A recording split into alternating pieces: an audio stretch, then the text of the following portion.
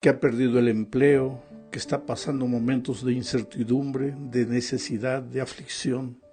Tú eres un Dios eterno, pero más que un Dios eterno, eres un Padre amoroso. Tú conoces a cada hijo, tú conoces cada lágrima que se derrama. Tú conoces los pensamientos, los sentimientos. Por favor, en este momento, de acuerdo a tu misericordia, acuérdate de cada hijo, nombre por nombre. Las personas que están en este momento escuchando este comentario, que sientan tu mano poderosa, tocando su vida, abriendo sus ojos, para que tomen decisiones correctas, sabias. Y si necesitan un milagro en su vida, por favor, haz ese milagro. Tú eres Dios de milagros. Cuando leemos la Biblia vemos lo que hiciste en momentos de extrema necesidad de tu pueblo. Hoy día tu pueblo necesita de ti. Tus hijos necesitamos de ti. Muéstrate, Señor, en nuestra vida, en la plenitud de tu poder, en el nombre de Jesucristo. Amén. Muy bien, mis amigos, vamos al título de la lección. ¿Por qué necesitamos interpretar la Biblia correctamente? Sabes, la Biblia debe ser estudiada y entendida en su contexto. Es decir, cada vez que leemos un texto, debemos preguntarnos quién escribió ese texto. ¿En qué circunstancias lo escribió? ¿Cuál es la razón por la que el autor dijo lo que dijo? Primero debemos entender lo que el autor dijo a su audiencia, a las personas a quienes él se dirigía en primer plano. Y después, claro, podemos sacar las aplicaciones para nuestra vida hoy. En otras palabras, debemos hacer una interpretación correcta del texto. Si no lo hacemos, corremos el riesgo de hacerle decir al autor lo que él nunca imaginó que le iban a hacer decir. Él no quiso decir eso cuando escribió. Nosotros, interpretando incorrectamente la Biblia, le estamos haciendo decir al autor cosas que él nunca dijo. Por ejemplo, y esto es solo un ejemplo, leamos Colosenses 3:12. Dice: vestíos pues como escogidos de Dios, santos y amados, de entrañable misericordia, de benignidad, de humildad, de mansedumbre, de paciencia. ¿Cómo se entiende correctamente este texto? Hay que entender qué es lo que Pablo está diciendo, es decir, cuál es el tema de todo el capítulo, de qué está hablando Pablo. Si la persona que lee o predica sobre este texto lee solo la primera parte, va a entender como si fuera algo verdadero, algo que el autor no dijo. Leamos la primera parte para que entiendas lo que estoy diciendo. Vestíos pues como escogidos de Dios, santos y amados. Ahora, la persona que saca este texto de su contexto va a empezar a raciocinar de esta manera. ¿Y cómo se visten los escogidos de Dios, santos y amados? Porque aquí Pablo dice, vestíos como escogidos de Dios, santos y amados. Entonces el lector le va a comenzar a colocar sus ideas. El que es escogido de Dios, santo y amado, no debe usar falda corta, no debe usar pantalones, no debe usar bikini, no debe usar esto, no debe usar aquello. Ahora, mi tema no es la ropa del cristiano, pero hay muchas personas que en este texto le encuentran argumento para decir que el cristiano tiene que vestirse como un escogido de Dios, santo y amado, y hablan de la ropa, cuando Pablo no estaba pensando en eso. Pablo, si tú ves el contexto, está hablando del carácter. Por eso dice, vestíos pues como escogidos de Dios, santos y amados, de benignidad, de humildad, de mansedumbre, de paciencia. Eso no es ropa. Si tú vas a la tienda y le dices al vendedor, deme una benignidad blanca o una mansedumbre marrón, te va a mirar y va a pensar que está loco. Es que estas características que Pablo menciona aquí no son ropa. El tema de Pablo no es ropa.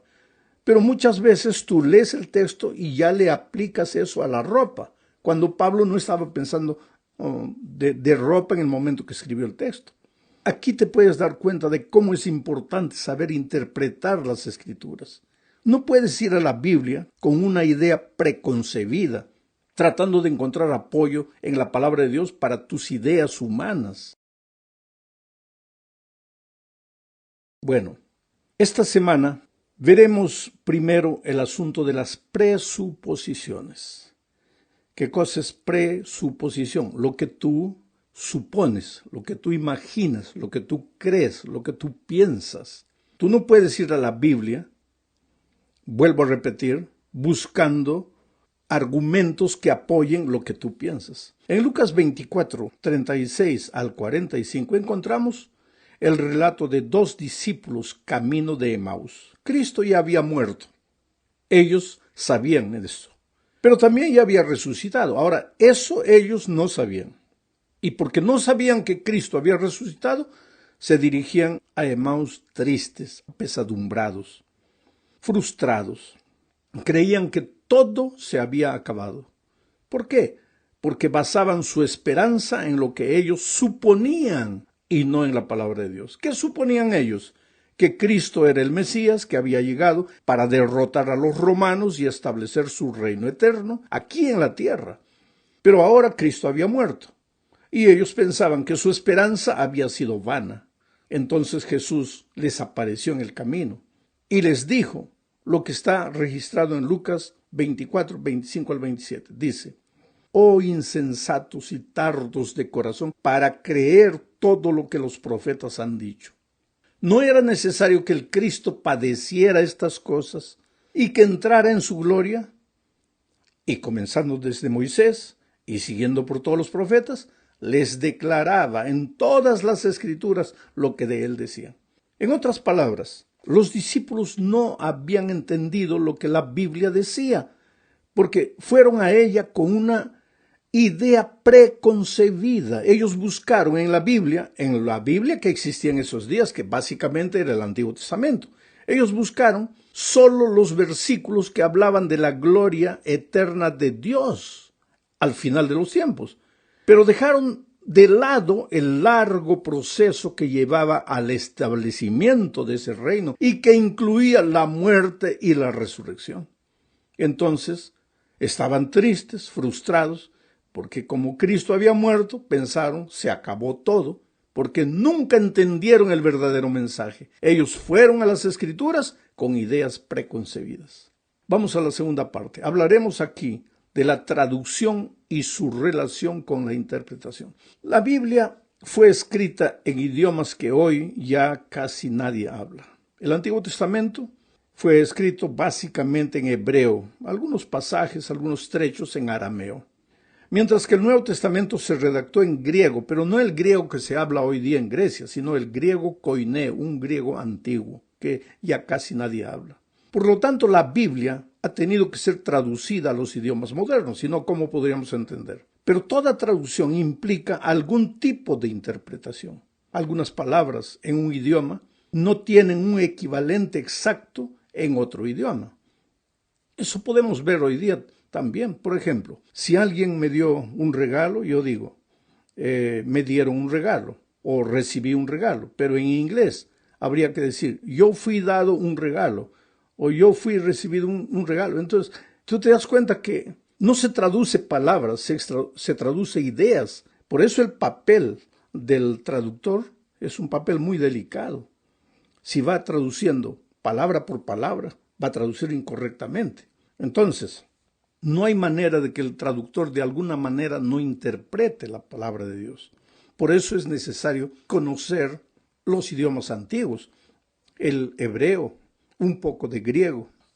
Yo no digo hablar, pero conocer, poder leer algunas palabras. Y hoy día con la ayuda del Internet se puede fácilmente ver qué significa esta palabra española en hebreo o en griego, cuál es el sentido de esa palabra en hebreo o en griego. Es útil conocer esto. Bueno, el arte y la habilidad de traducir cuidadosamente y luego interpretar textos bíblicos se llama hermenéutica teológica o hermenéutica bíblica. Todos los seres humanos, ¿sabes? La interpretación es el quehacer de todos los días, porque todos los seres humanos nos estamos interpretando unos a los otros diariamente. Cada instante, al oír a las personas, nos preguntamos inconscientemente, ¿qué quiso decir? ¿O por qué lo dijo?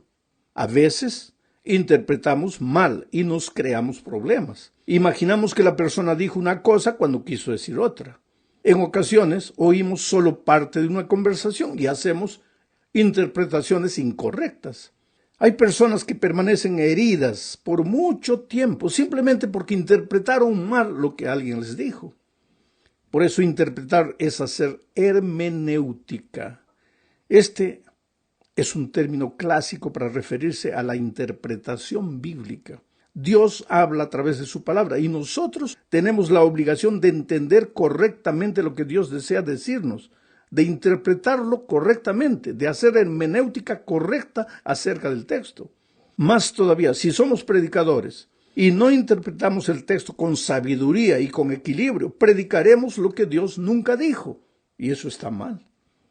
Por más bonitas que nos parezcan las ideas que presentamos, ellas solo tendrán fuerza cuando sean el resultado de una interpretación correcta de las Escrituras.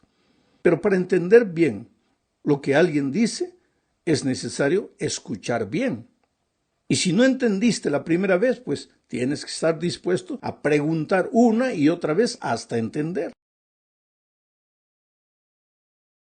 Ahora, ese escuchar bien, entre comillas, es llamado en el métier teológico de exégesis. Exégesis significa estudiar, analizar, pensar mucho en el texto, preguntarse cuándo se escribió, por qué se escribió, cómo se escribió, quién lo escribió, a quién lo escribió, en fin. Y antes de salir y decir algo con relación al texto, hay que estudiar bien ese texto. El que desea entender correctamente la Biblia necesita ser una persona consagrada y estudiosa al mismo tiempo. Consagrada como resultado de una vida devocional profunda, de oración, de estudio personal y de testificación, y estudiosa por pasar mucho tiempo en el estudio específico del texto. Vamos ahora a la tercera parte de nuestro estudio y hablemos de la Biblia y la cultura. Sabes, para interpretar de manera correcta las Sagradas Escrituras es necesario conocer la cultura de la gente, del pueblo, en los tiempos cuando el escritor bíblico vivió y escribió. De otro modo, podemos entender mal lo que el texto bíblico está diciendo. Por ejemplo, la cultura hebrea atribuía la responsabilidad a una persona por actos que él cometió o muchas veces por actos que él no cometió, pero que permitió que sucedieran. Por eso los escritores inspirados comúnmente le atribuyen a Dios el tener parte activa en lo que en nuestra forma de pensar occidental diríamos que Él permite o que Él no impide, porque finalmente Dios es Dios. Un ejemplo claro de eso es lo que pasó con Faraón. La Biblia dice que Dios endureció el corazón de Faraón. Ahora, esto no es verdad, porque si fuese verdad, Faraón no tendría culpa. ¿Qué culpa él tiene de haber dicho no al pueblo de Israel cuando Dios había endurecido su corazón? Pero ¿por qué el texto bíblico dice que Dios endureció su corazón? Porque en la cultura de aquellos días, una persona no era culpable solo por lo que hacía, sino también por lo que permitía. Y si Dios está por encima de todos los seres humanos, y Él permitió que Faraón endureciese su propio corazón, para la cultura de esos días el responsable final era Dios. ¿Tú te das cuenta? Ahora, si tú no entiendes la cultura de aquellos días, vas a pensar que Dios endureció el corazón de Faraón y que se salva quien Dios quiere, y cuando Dios no quiere, el hombre se pierde, que el ser humano no tiene responsabilidad, Dios es el culpable de todo. Tú te das cuenta cómo es necesario conocer la cultura. Como ves, es importante conocer la cultura de los tiempos en que la Biblia fue escrita. Otro ejemplo. En la Biblia hay un texto que dice que la mujer en el templo debe estar callada, no debe hablar una palabra, debe mantenerse en silencio. ¿Pero por qué dice eso? Porque en la cultura de aquellos días, las únicas mujeres que hablaban en público eran las prostitutas, las rameras, las mujeres de la calle. No se veía bien en la cultura de esos días que una señora, una dama, una mujer honesta hablase en público. Entonces, como esa era la cultura dominante, Pablo dijo que las mujeres no hablen en público. Pero hoy día no vivimos en esa cultura. Vivimos en otra cultura diferente. Hoy día cualquier mujer puede hablar en público, pero hay hermanos que se agarran del texto de Pablo sin tener en cuenta la cultura en que fue escrita el texto, para decir que la mujer hoy día no puede hablar en público. Tú te das cuenta cómo es útil, es urgente, es necesario conocer la cultura. Otro ejemplo, que el cabello largo es la gloria de la mujer, es el velo de la mujer. Ahora, en esos tiempos, en la cultura en que fue escrito, la mujer no trabajaba fuera, solo el hombre trabajaba, la mujer quedaba en casa todo el día, cuidaba de la casa y, lógico, tenía el tiempo necesario para cuidar de sí mismo. Pero la cultura ha cambiado y no hay ningún problema que la cultura haya cambiado en el sentido de que la mujer hoy día trabaja, el esposo trabaja, la esposa trabaja. Y se dobló el trabajo de la mujer porque llegando a casa todavía tiene que arreglar la casa, en fin, cumplir sus deberes que tradicionalmente se le atribuye a la mujer. Aunque muchos esposos, y debería ser así, ayudan a la esposa en lo que tiene que hacer. Pero entonces, hoy día la pobre mujer no tiene tiempo para estar cuidando de un cabello largo y se corta el cabello. La cultura es diferente. Pero ¿qué pasa? Hay muchos que se agarran del texto de una cultura antigua para querer que la cultura se repita hoy. Tú te das cuenta cómo es necesario conocer la cultura de las personas en los tiempos cuando la Biblia fue escrita. Vamos a la cuarta parte. Aquí veremos la razón por qué muchas personas no aceptan el mensaje bíblico. Leamos Juan 9, 39 al 41. Dice, Jesús dijo, para juicio he venido yo a este mundo, para que los que no vean, vean. Para los que no ven, vean, y los que ven sean cegados. Entonces algunos de los fariseos que estaban con él al oír esto le dijeron, ¿acaso nosotros somos también ciegos? Jesús les respondió, si fuerais ciegos, no tendríais pecado. Mas ahora, porque decís, vemos, vuestro pecado permanece. Ahora, después de leer este texto, querido, mucho cuidado con condenar a los fariseos, porque de repente los fariseos somos nosotros. Jesús les habló en este texto a ellos, se refirió a ellos, pero se refirió a todos aquellos que creen que saben todo y no tienen necesidad de aprender. Los fariseos en aquellos tiempos creían que sabían todo y sin embargo no eran capaces de entender la verdad bíblica pura y cristalina. Sabes, generalmente la verdad pura es simple y sencilla y los que nos consideramos cultos a veces corremos el riesgo de complicar la palabra de Dios y perjudicar el entendimiento del pueblo. El problema no estaba con los fariseos, sino con la naturaleza humana. A la naturaleza humana, orgullosa, soberbia, no le gusta escuchar. Él quiere ser la fuente de la información, él quiere ser la fuente de todo. Pero el ser humano es una criatura dependiente de Dios. Nosotros, por ejemplo, los predicadores, somos herramientas en las manos de Dios. No tenemos que andar predicando lo que creemos, lo que imaginamos. Tenemos que ser suficientemente humildes para aceptar el plan de Dios para su pueblo y no predicar lo que nosotros creemos. Llegamos al fin de este estudio hablando de la importancia de la interpretación. Leamos Nehemías 8, 1 al 3 y después el versículo 8. Este texto se escribió cuando Nehemías ya estaba en Jerusalén de retorno, necesitaba desafiar al pueblo porque el templo no estaba siendo construido. La gente llegó a Jerusalén y se acomodó, cada uno veló por sus propios intereses y no estaban cumpliendo el plan divino. Entonces, dice el texto, y se juntó todo el pueblo como un solo hombre en la plaza que está delante de la puerta de las aguas y dijeron a Esdras, el escriba, que trajese el libro de la ley de Moisés. Este libro de la ley de Moisés no se refería a los 10 mandamientos, sino a todo el Pentateuco, inclusive dentro de él los 10 mandamientos. O sea, era la Biblia para aquellos días. El pueblo pidió a Esdras que trajese la Biblia de aquellos días, el cual Jehová había dado a Israel. Acá hay pensamientos interesantes. Primero, cuando quieres unidad, quieres que todo el pueblo se junte en la plaza unida en un mismo espíritu, trae la palabra de Dios. Segundo, cuando leas la palabra de Dios, la gente, si quiere entender realmente el mensaje, tiene que entender que quien dio esa palabra es Dios y no es el hombre. Sigo leyendo. Y el sacerdote Esdras trajo la ley delante de la congregación, así de hombres como de mujeres y de todos los que podían entender, el primer día del 7º mes, y leyó en el libro delante de la plaza, que está delante de la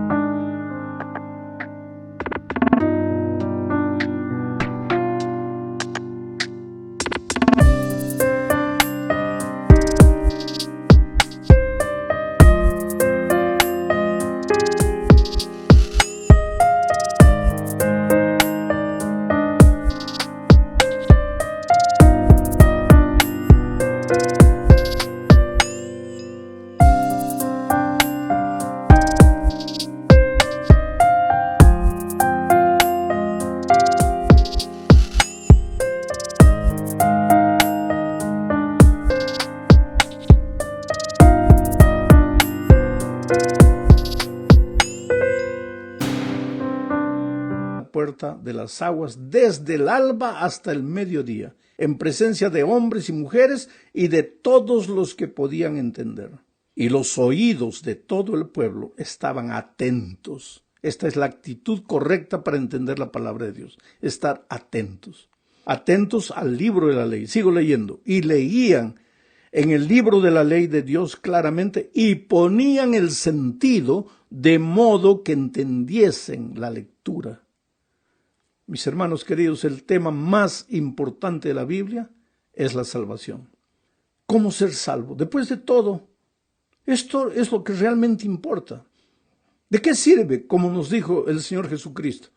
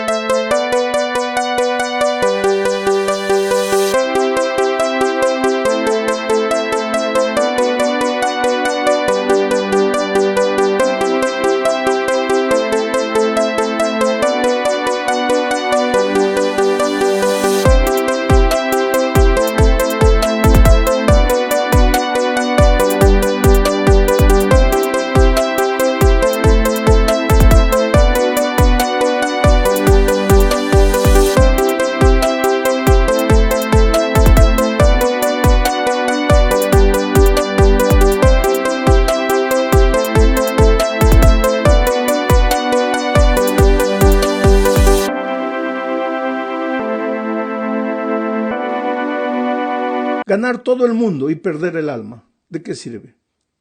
Pero saber lo que la Biblia enseña acerca de la salvación depende mucho de la interpretación que hagamos.